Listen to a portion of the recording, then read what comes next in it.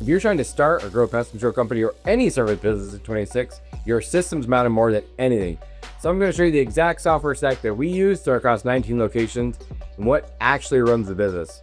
And what I'd set up first if I had to do it again. I'm going to walk through this in the exact order that I would set it up. Hey guys, my name is Jonas, Olson, the founder of Pest Badger. I've been in the service industry for 17 years. Over the last 5 years, we've grown a pest control company from 1 location to 19 locations across 6 states. I use this channel to document how I think about building service businesses and what actually has worked for us. I wish my mentors would have documented their journey, so I'm documenting mine for you. So when I started out, none of this ever even existed for me. I had a lawn care route, I had a notebook, had a phone. I was scheduling in my head most of the time. Google Sheets for a thing, so I think I was using Google Sheets. Maybe it was even Excel back then. I was following up pretty good when I remembered, especially out voicemail and text messages. Collecting money when I could, which didn't happen a lot. And that worked, honestly, until I did it. Jobs started to get missed. Callbacks were a mess. Just trying to get scheduling done right. Or forgot. And lots of money just fell through the cracks. Lots of AR. And I just didn't even realize how much money I was actually losing. So if the problem is systems, the first place to fix it is where everything lives, and that is your CRM. This is the first thing you guys need before you have customers, before you have any volume going through there, before you have anything. And I get it. Most people will say, well, I can't afford it, especially if you're just starting out. But honestly, you can't not afford to have it. Because the second you start getting customers, things start to break. Like I said, you forget the jobs, you miss follow-ups, you lose track of billing. You need one central location to run the entire business, from your customers, routing, billing, text message, and email, all in one place. So if I was setting this up today, I would probably use Gorilla Desk, and not because it's the only option out there, because it's founder-led. They're pushing fast on AI. And honestly, most of these platforms, they've all been bought by PE. And they just start to move slow. Think of like a big ship in the middle of the sea. The bigger the ship, the harder it is to turn. Or you have a smaller ship that's easy to turn. And what I love about it is it's still being built and worked on by the founder every single day, like I said. And honestly, this is where you turn a lot of your time and money into efficiencies. Our business is all about efficiencies. You can see your entire day in one place. A tech knows his exact route without even calling you. It does the ability without you touching it. Clock in, clock out, automatically bills customer, keep credit cards on file. And you honestly don't need the most advanced system. You see a system that actually works. Most people spend time switching softwares instead of actually using the software that they have. If you're not using a CRM, I promise you'll be the bottleneck for a long time until you get a CRM. Hold up, quick pause. If you're on a pest control company or fertilization weed control company, you're not in our Facebook group, you're choosing the harder path. Every operator that's in there is skipping years of mistakes because people are actually sharing what's working right now. So stop trying to brute force your way through growth alone. Search Pest Control Millionaires on Facebook or click the link below. And now let's get back to it. The next thing you guys need to fix is what happens when the phone rings. Because if that part breaks, none of it really matters. And I see this all the time. I look at businesses every week and I get into their call center or whoever answers the phone, and I start looking at their phone system and how they actually handle phone calls and things like that. You need some sort of phone system. You don't need the most lavish phone system right away, but make sure you just has the capability of call routing, the ability to transfer calls, and there's even something simple called lawn phone. It's super simple, it's easy to track, it records all your calls for you. You don't have to worry about it. Again, you can transfer calls, you can set up where it automatically answers for you. Press 1 for sales, 2 for service, or however you guys want to set that up. Most of you guys don't need anything super complicated here. Just get something in place. The biggest thing is just make sure the phone gets answered. So if you hire a VA, if it goes to you, you can set it for a specific time to transfer the calls to the VA. And then once the day is done, it can transfer back to you. Just an easy way to answer on your phone or on a computer. And make sure all your calls get answered because that's the most important thing. This is honestly where I see most of the things, especially early on. Most of the calls and leads fall through the cracks. Speaking of which, now once your phones are actually set up correctly, now you can actually start handling the leads a little bit better. And this is where I see a lot of the leaks in the boat. If there is one big hole you can plug in your boat right away, this is usually one of the biggest ones. It's not typically marketing here. I use a system called Next Gen Leads. It was built for home service because most systems don't handle the speed lead the way that we need to. It keeps all of our inside sales all in one place. It has the built-in lead follow-up, sales pipelines, everything all in one system. Again, going back to speed lead, that's just what wins in our industry. As soon as the customer fills the form, they hear from you in minutes. You set autoresponders, set up automations that text the customer, can message the office, let them know there's a lead there. If you call the office, put you on the phone with the customer. If you miss a call for some reason, you can set up a text that goes out to a missed call that says, hey, we're busy. We'll be back to you within the next few minutes. If the lead comes in at night, that still gets handled. There's AI agents ready to answer the phone for you for after night service, or for, maybe you got a bit in spring rush, you got a big volume of calls that come in and you can't handle that much volume with, one or two CSRs. This is a good way to back up with AI agents answering the phone and selling these jobs for you. Like I said earlier, speed to lead is what wins. If you're checking leads a few times a day, honestly, you've already lost. If you wait 10 minutes, I'd say you're probably still behind. And if you wait an hour, you're honestly out. And most of the customers have already went on to someone else. They already filled out multiple lead forms. They already called multiple people. So if you're not responding to these right away, the odds of you closing the customer are slim to none. But the faster you can get to that lead, the faster you can respond, the higher likelihood is that you close that deal. So again, you don't need a ton of tools here. You just need a faster response time. Also, with that phone system, go look at how many missed calls you had last week. Even if it's 20, that's 20 chances that you've already paid for, or you got referrals to, or wherever the calls came from. And then it might not be all, obviously, sales calls. It could be half service calls and half sales calls. But even if it's half phone calls, and there's 10 calls that came in, you're closing at 50%, that's still 5 jobs that you list. That could be, up potentially $5,000 revenue or more. Okay, so now you guys got the leads coming in, and you're responding pretty fast. The next thing is understanding what actually happening on those calls. And I feel like even myself early on, I didn't do a great job of this. But at this point, we track everything. We track missed calls if there is any. I'm a firm believer that I don't want any missed calls, period. Like I said, with AI agents and for overflow, things like that in the night. But even live phone calls, I want them answered all the time. Like 98% isn't quite good enough. But there's just some time outside of our business hours that there is a missed call, but I try not to. Book calls, call recordings is another big one. I'll talk about that. The call length from sales calls to service calls, how long they are, how fast our response time is to answer the phone, and like I said, the ring time. So we didn't even track this part at first either. So make sure you're aware of this. People were calling in. We had a phone system before we went live answer. They hit 1 for service, 2 for sales, whatever. Maybe it was 1 for, it doesn't matter. And they were hanging up before we even talked to them. And we didn't even realize this. And this is called an abandonment rate. So if you guys have a phone system, make sure you're checking if there's any calls that are dropped off before they hit 1 or 2. And even if you had, 10 people call in and 1 person dropped off, that's still a 10% abandonment rate.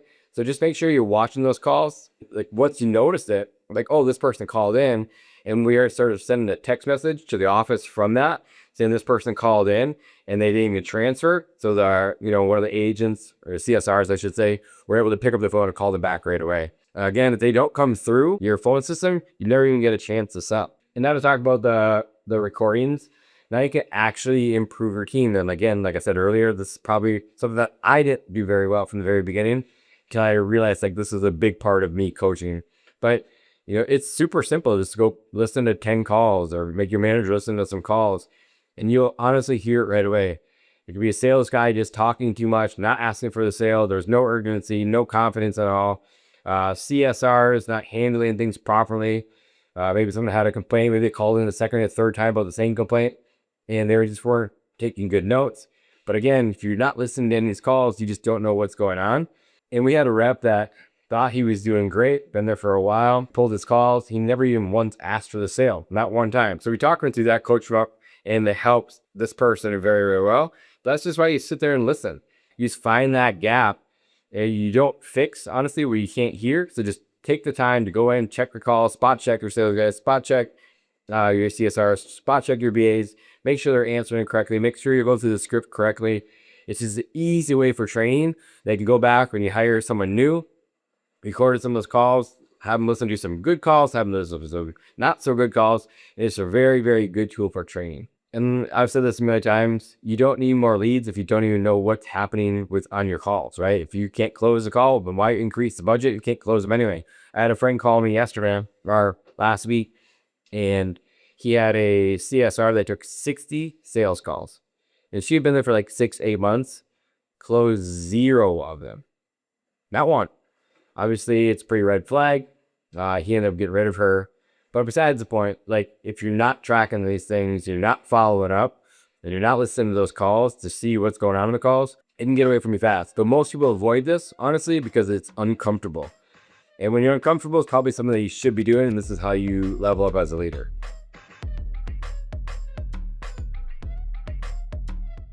All right, so now that you guys are handling the calls, you're closing the deals, now this is the next section that starts to matter a little bit more. So after the job is done, this is what drives the next job. We use a reputation management platform to drive reviews.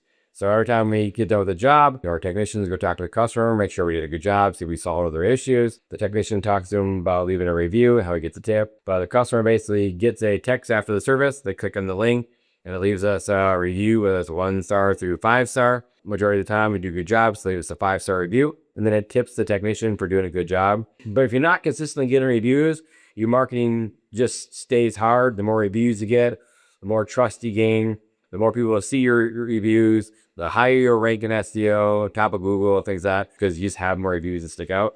People go to your website, they go back to your reviews, check out reviews, and they go back to your website and fill out the form and wait for you to respond with an estimate. And this is a good quote that I took from before. It says that if you're the best option in an area, but you look the worst online, you lose. So you probably have the best service if you're watching this, but make sure your online reputation precedes your service and your company. But if you're not consistently getting reviews, your marketing dollars just don't go as far. Again, the higher the reviews, the higher your rank, the less marketing money you have to spend, the higher your reputation will be. So again, we use Bravo for this. We really like it. Okay, now that you got the customer, you service the customer, you got a review. The next thing that we like to use is Clicky for referrals and do giveaways. So one job just doesn't end, it creates the next job. And I think that your number 2 lead source should always be referrals. And I hear a lot of people say that there's not a great way to scale referrals. Well, using Clicky is a great way to help scale referrals. And you can get leads for $13 to $17. It's the cheapest way to get leads. One of the cheapest ways to get leads. And again, there's net promoter scores built in. It's a fantastic tool. I highly recommend it. Again, maybe it's not something you get day one, but as you get technicians, I highly recommend switching over a platform like Clicky. It just makes everything easier. It tracks everything on a dashboard. It shows you which people are going to refer. Shows you your best people that are referring. Again, you can drive competitions through there. It's super awesome. But again, maybe it's not day one, but highly, keep this in the back of your mind as a tool to use as you're scaling up your company. Again, maybe it's not one tech, but maybe it's your second technician and third technician. And it's an easy way to drive referrals to help grow your business. So if it costs you a couple $100 a month, but honestly, that couple $100 a month is going to generate you, 10 to 15 new customers plus in advanced business a month, it's highly worth it. And one good experience should turn into more than one customer. Every single customer you talk to probably knows someone that can use your service as well. But now as your team is growing, things can start to break, and that's where communication comes in. Group texts, I'm not a huge fan of, although it does work early on. If you have to let somebody go and you have one person in there that has, maybe it's changed since then, but back in the day, if one person had Android and you all had iPhones, no matter if you want to kick that person out or not, they always were in that feed. And I know the iPhone, iMessage, you can remove people, but it's just not a great way. We use communications like a Slack, there's Pronto, there's some free ones. But channels for like dispatch, you have sales channels, you have specific location channels, you have specific department channels, you have a good place to communicate with your technicians, your salespeople. It just keeps everything on one app and everything's in one place. You can set notifications, you can set alerts so that no one can even read anything else below in the comments until they read the alert and they approve it. It just keeps communication all in one spot. Make sure everyone's on the same page. That way you don't have to have a ton of meetings all the time. You just have better communication all around.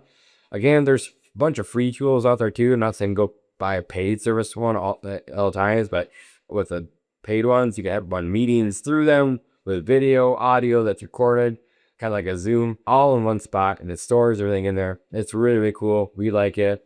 Again, this is not a day one thing. It might be, 2, 3, 4 technicians, but just get something there. I think there was a service or app called Group Me that's free. Use a Group Me for a while, see if you like it, and then switch it into a more professional or upgraded version that has a little bit more tools as you guys scale up. Let's just say you have 1 or 2 techs in the field. Yep, start knowing where your trucks are at. So I'd even go as far as say, even on your first truck, you should get a GPS and a fleet tracking system. There's a million of them out there. Use the one that's best for you. I like audio and video, so that you see, forward, back facing screens with video. You can hear audio in there. It's not like you have to monitor every single truck all the time, but if something comes up where you need to check on a technician, if something's going wrong, but it just lets you see, where your trucks are located, if routes are actually running properly, idle time, drive time. Again, you don't need to do this day one, although it's not a bad idea because someone steals your truck, at least you know where it is. In fact, we had a truck get stolen this year in one of our locations, and within, I think, like 6 hours, maybe even less, maybe like an hour or two, the person that stole the truck didn't realize there was a GPS, and we were able to find it within a couple hours. But that was pretty crazy. And one of our technicians woke up and our truck was gone, and we were able to find it. Thankfully, nothing had happened to it. And again, maybe you have a tech that goes rogue, maybe stops at the gas station a lot, or just stops at his girlfriend's house, whatever. Things come up and they just kind of do whatever they want to do. Or, you can set it for specific geotags where every truck starts at, around this house at a specific time. And it's outside of working hours, like a midnight or 1 o'clock, or how you guys operate. It'll automatically send you an alert or text where you can always check to see where your trucks are at. But it's just a good idea to start tracking all of your fleet. Now, if you take a step back, this is what all this is doing. Leads come in, they get handled fast, the job gets done, the customer leaves a review, they refer someone else, then it just repeats. And that's just a cycle of business. And if any part of that breaks, you feel it. You start to get missed calls, you have slow follow-up, you have bad routing, you have no reviews. That's where the gaps are, and these are easy ways to fill in those gaps. And as you guys do scale up, there's obviously more that you can layer in as you grow, but I just want to give you the first few things that you guys really need to get boots off the ground running, or like I said, 1 to 2, 3, 4 techs. But as you start scaling, now you start getting, dashboards built from every technician to every sales guy to basically every department that in the touch of a button, you get any office at any time, all in one dashboard, from reviews to technicians to everything all in one spot. Get really granular. I'll probably make a video of that in the future. But for now, I'll give you some really good places to start. Of course, as you scale, you can get more automations as well. One of my favorite automations for the entire year of 2025 was automations to track churn and prevent churn. So we use predictive analytics. We use a company called Churn Solutions. Super awesome. They tested 2022, 2023, going into 2024. And within those 2 years, it predicted within 80% of what was going to cancel in 2024. And then it has playbooks that are all automated that text the customer, call the customer, creates their to-do for the CSR. And it literally could save you tons of customers. And it's so much easier just to keep a customer and cheaper to keep a customer than it is to go get a new one. And it's going to tell you all the reasons why this customer is going to cancel. And it has a playbook created around why the customer cancels or reaches out to them to get them, maybe they're not happy with the service, or maybe they had called in the office a few times, or maybe it was a billing issue, or maybe it was multitude of things. But it's going to take those reasons and reach out to them for you, or create a to-do for your CSR to follow up with them. Maybe you offer them a free service because it's such a great client, or put them in a premium package. It does all this almost automatically. But one of the coolest things of 2025 and going into 2026, that's going to change our business forever. Even if it only saves you 5% of your churn, it's going to be absolutely amazing. When I say 5%, not of your whole churn, but let's just say your average churn is 20%. 5% of that 20%, that's still amazing. Drops down 5%, which could be, if not thousands of dollars, hundreds of thousands of dollars, or the bigger company, millions and millions of dollars. But again, one of the coolest softwares that we started using in 2025. If you get just a few of these things right, you guys will be on the right track. Again, if you're super early on in business, don't overcomplicate this.